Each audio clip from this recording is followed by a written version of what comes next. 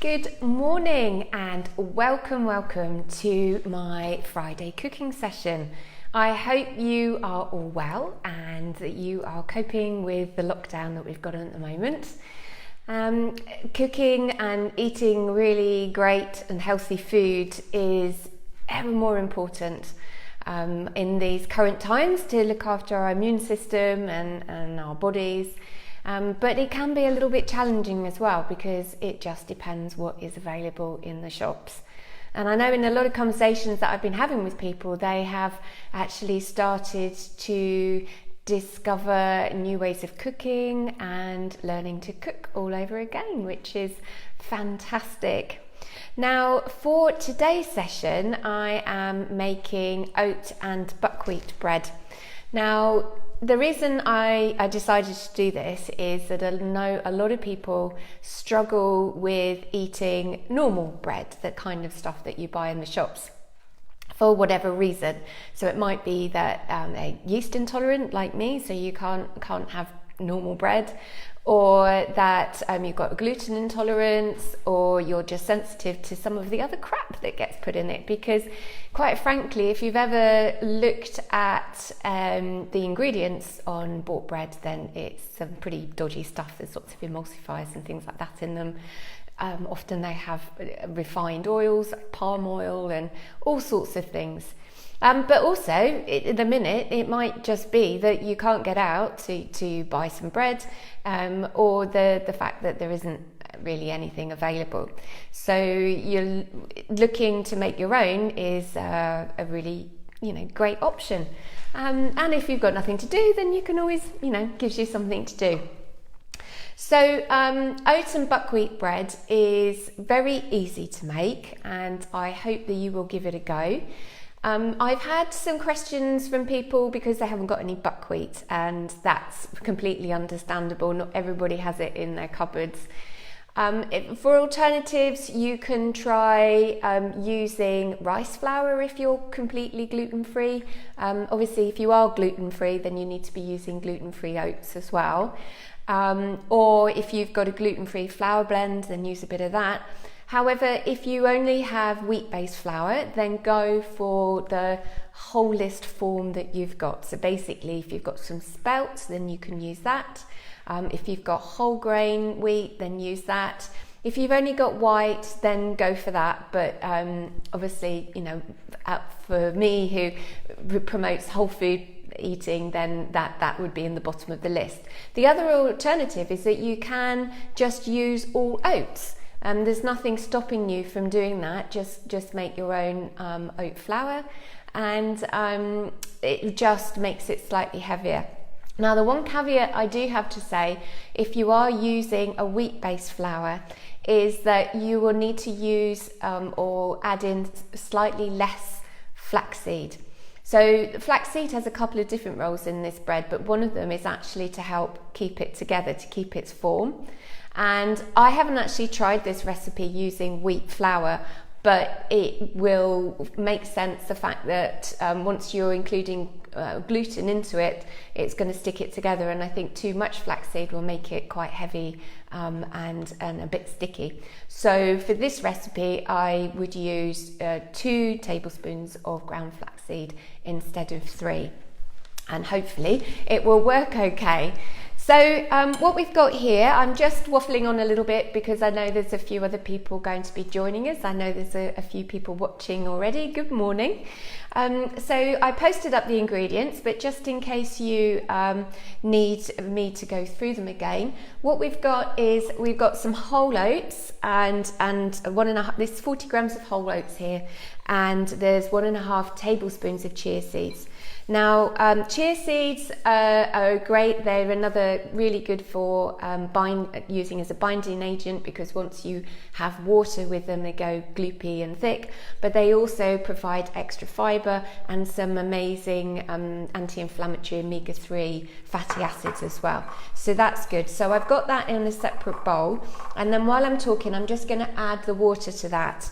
So, and then I've got 150 mils of water here. So I'm just going to pour that into the bowl, and I'm going to put that to one side for a minute, because what's going to happen is that the chia seeds will start swelling, and the oats will start becoming a bit gloopy, because once you've got oats and water together, then they release their gloopiness as well. So just popping that to one side.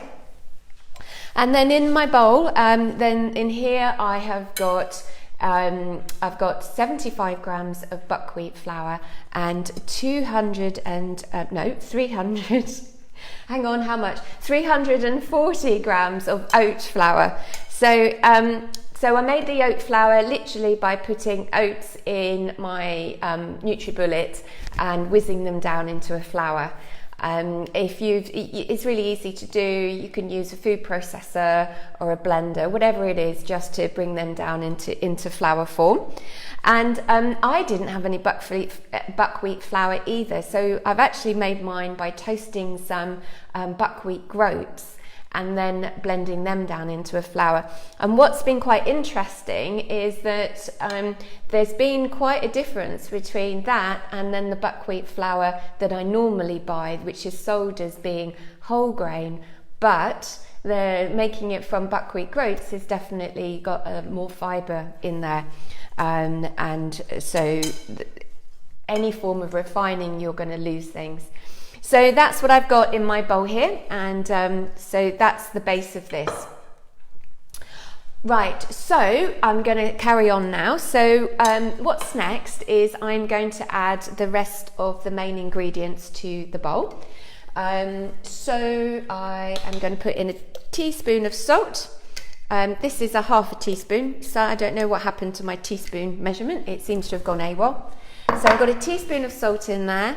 And then I'm going to put 1.5 teaspoons of baking powder. Again, if you're gluten-free, then make sure that you get gluten-free baking powder. Some baking powders have wheat in them, and so therefore they're not suitable. Just mixing them all together. You may notice that I'm using a whisk, which is a little bit random for baking, but anybody who's done my courses know that it's my implement of choice. It's a really good way of mixing all the ingredients together. Sometimes, especially like with baking powder, you don't want it clumping in one area, and then you get that horrible taste. So we've got salt, we've got baking powder, we've got the oats, and we've got the buckwheat. So now I'm going to add ground flaxseed. Now, this is my jar, it's nearly empty, so I need to make some more. So I grind my own flaxseed. Again, I just put them in the NutriBullet and blend it down. Keep it in a jar and keep that in the fridge. Now that keeps the oils fresher. So flaxseed, the oils in flaxseed are very delicate and quite volatile, and they're really beneficial to the body, but they can spoil quite easily. And so to keep them fresher and ensure that you're getting the most nutrients out of it, then it's a good idea to grind your own and then keep that in the fridge. And also it's slightly cheaper, so anything that's already been ground and comes in a foil package or whatever is convenient, but it's going to cost you more money. Whereas if you do your own, have your own, or grind your own, then you can just keep them as fresh as you like, because you can just keep the amount that you need in the fridge as you go along. Now I also keep my flax seeds, once the packet is open, I also keep those at the back of the fridge as well. But then I have 2 fridges, so if you're struggling for space, then just try and keep them in a cool place. Okay, right, so I've got the flaxseed in there. I just keep on looking at my list because I'm talking as well. I don't want to miss anything out. So on top of that, I'm going to add some pumpkin seeds and some sunflower seeds. Now, if you don't have these in the cupboard, don't worry. They're not absolutely essential. What they do is they add more healthy fats, some more protein to this, and some nice texture and flavour as well. But it's not the be all and end all. So if you've only got sunflower seeds, then use that. If you've only got pumpkin, but if you haven't got either, don't worry about it. We're all going on what we can get at the minute, and that's fine. It's not a problem at all. Okay, so that's actually everything that we've got in there. Going back to my oat and chia seed mix, I hope you can see that that's now come quite thick and gloopy. So let's see how that goes. I'm just making sure you can see this okay. Yeah, I think so. Hope you can see it okay. If you can't, somebody send me a message and say, I can't see what you're doing. It's really bright this morning. It's a beautiful morning. I'm out in Portugal and the sun is shining through the windows. So there's a little bit of a reflection on the screen here. Okay, so I am going to, first of all, add the gloop. So this is the oats and the buckwheat, the oats and the chia seeds going in, and just going to mix those in roughly in together, just to start combining it. And then separately I've got 375 mils of water, and so I'm going to pour most of that in. I'm not going to pour all of it in because whenever you're baking or cooking with whole fresh ingredients, every time is slightly different. So I'm going to pour most of it in, and then if I need a bit more, then I will do. So I'm just going to mix all that together. I'm going to have to put it down because the bowl's really heavy. Just bringing it together. So what's going to happen is it's going to be very thick, so it's not light and fluffy like you would have a normal dough. It is quite solid, and as the water starts absorbing, lovely, thank you, Rachel. Rachel says you can see and hear well. Thank you, lovey.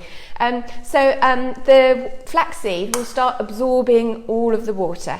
And so it will thicken up. So this already is quite thick, so I'm actually going to add in a little bit more because the flaxseed won't have been doing its job.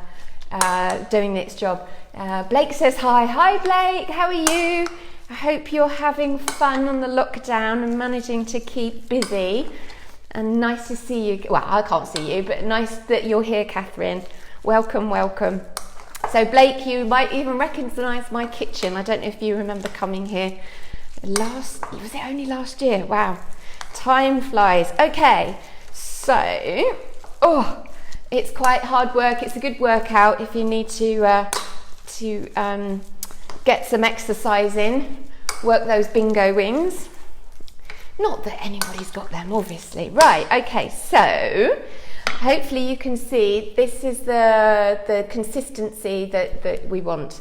So it's a little bit damp, but it's all thick and heavy and you can hear it mushing away. So that's actually ready to go into the tin. So I have here my prepared baking tin. So this is a 2-pound loaf tin and I've just lined it with some non-stick baking paper. And I'm going to pop it all in. And it's getting even thicker and gloopier now as that flaxseed absorbs all the water. So I'm going to spoon it all in, stop for a minute, and then I'm going to pack it down into the corners and then add the rest.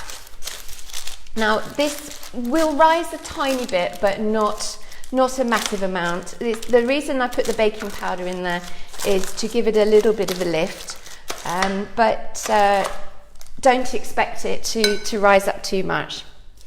So whereas normally when I'm baking cakes, I say don't do it all as quickly as possible, which you'll find out about next week. This you have to push into the corners and to get it spread out properly. There we go, nearly done. And then just to finish it off, I'm going to pop some more sunflower seeds on the top. This again, it just adds to the flavour and the texture, and as it bakes it gets nice and toasty on the top. So we're just going to sprinkle some of those over the top like this, spread them out, press them in just a tiny bit. That stops them falling off the top when you cut the loaf when it's cooked, by the way, otherwise you lose them all. And there you have it. Give it a bit of a tap And that now is ready to go into the oven. Now I have preheated my oven to 100 well actually I preheated mine to 200 because my oven is rubbish. So, but if you've got a fan oven, then preheat it to 180 degrees, and then you're going to bake that for 30 minutes. And then what it hopefully will turn out like is this one. So here's one I prepared earlier. This is one I made yesterday. My husband's very excited. He said, oh my God, we've got so much of the bread to eat. So I think he thinks this is his lunch, all of it. So this is one, it comes out, like I say, it doesn't really rise that much, but if you can see in there, it's got I was going to say a little bit of a crumb, not so much. When I made it with the buckwheat flour that I bought, it had a little bit more texture, so more air in it, I think is what I'm trying to say. But because, like I say, I've actually made this from buckwheat groats, then that fibre has made it slightly more dense. But I have done the taste test this morning and it still tastes absolutely delicious. This keeps in a tub for about 3 or 4 days. You can freeze it as well. So if you've got some bits and bobs left over, then just slice it, pop them in the freezer, and then you can take slices out as you need them. What else do I need to tell you? Oh yes, baking. So once you've baked, after 30 minutes, then take it out, and the top will be firm, but to know if it's been cooked properly, you'll need to pop a cocktail stick or a skewer in the top and see if it comes out, if any stickiness comes out on it. And the other way is actually to lift up with the paper out of the tin and then tap its bottom. And if it sounds hollow, then it's ready. Once you've taken it out the oven, then leave it in the tin for 5 or 10 minutes. It will just carry on firming up. Then put it on a cooling tray and it's ready to eat, and that is it. It really is super, super simple. Now I'm not going to put this in the oven right now because I will just trash everything because I'm connected with the microphone. I hope you enjoyed that, and do give it a go if you want to. You don't have to. If you do, then I'd love to know how you got on with it. Send me some pictures of your results. And next week, because it's Good Friday, I'm going to make chocolate cupcakes with my special sweet potato chocolate frosting on the top. So this is particularly good for people who follow eating programs like the Overcoming MS program, where we can't have chocolate and it's all low fat. So it's a really good alternative that is super tasty as well. And just to mention that our online retreat starts tomorrow. Very exciting. We've got a fantastic program put together. It's a mixture of yoga and meditation and lots of recipes and talks. There's even a little video of my garden here in Portugal with some of the wildlife and activity that's going on at the minute. There's a couple of places left, I think. So if you want to join us, there is still time. It's super cheap at only €49. It covers a week, but you get all the information for a month. So if you want to know more, then send me a message and I can share you all the information on that.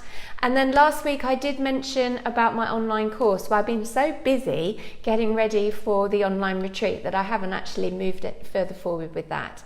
But I am planning on making sure that the free version is online from next week, and then I can share with you more information about the other more in-depth options that will be coming up, just in case that you're running out of things to do and you want to learn more about eating a whole food plant-based diet and get your hands on some lovely tasty recipes. Okay, right, I just need to check my list. Have I told you everything? I think I have. I hope you enjoyed that, and I look forward to seeing you again next Friday. Have a great week. Bye.